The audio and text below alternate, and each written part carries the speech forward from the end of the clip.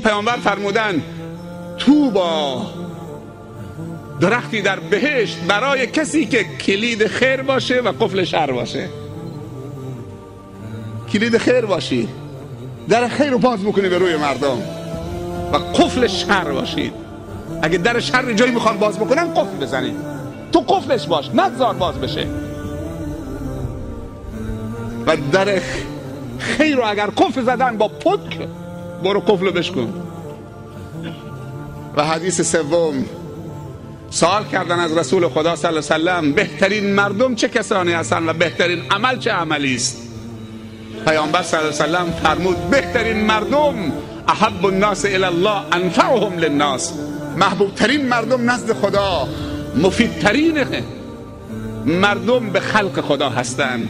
هر کسی که نفعش و خیرش و فایدهش بیشتر از همه به خلق خدا میرسد، اون مفیدترینه، اون بهترین نزد خداست. پیامبر معرفی میکنه، نگفت کسی که نماز خوب فقط میخونه برای شخص خودش، گفت انفعهم للناس، بهترین خلق خدا. پیامبر معرفی کرد، گفت مفیدترین برای خلق خدا، کسی که قدم خیر برای خلق خدا برمیداره. و گفت بهترین عمل چه عملی است؟ باز پیامبر ارشاد فرمود سرور تدخله علی مسلم، یه خوشحالی که بر قلب مسلمانی وارد بکنی، یه دلی رو خوشحال بکنی، اشک رو پاک بکنی، لبخندی رو جاری بکنی، صورت غم دیده رو دوباره بشاش بکنی، ناامید شده رو نوازش بکنی، یتیم رو نوازش بکنی که احساس بی پدری و بی کسی نکنه. سرور تدخله علی مسلم، خوشحالی که بر دل مسلمانی وارد میکنید. جزاکم الله خیر از اینکه حوصله کردید. از همه شما تشکر میکنم. من دعای خیر میکنم که انشاءالله خداوند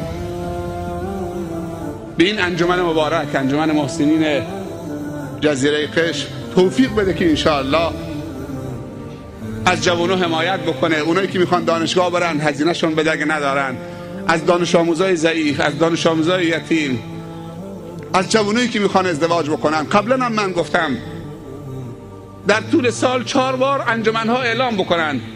بس نیست که حتما فقیر بیاد شرکت بکنه. انجمن اعلام بکنه در طول سال هر 3 ماه یک عروسی جمعی، هر 3 ماه 20 تا 30 تا 50 تا از کل جزیره، اصلا تو استادیوم از منطقه آزاد بگیرید اونجا برگزار بشه. تاریخ بدن، در تاریخ فلان 3 ماه فلان تاریخ عروسی جمعی میخواد برگزار بشه، فقیر و تاجر با هم، هر کسی دوست داره بیاد ثبت نام بکنه. یک دفعه میبینی 50 تا داماد جمع میشه، شربت و شیرینی، یه خرج، یه سخنرانی، گروه های سرود، بعدم دست هم میفشاریم و به هم دیگه تبریک میگیم و هم دیگه رو با آغوش میکشیم و برای هم دیگه دعا میکنیم و میریم دنبال کارمون.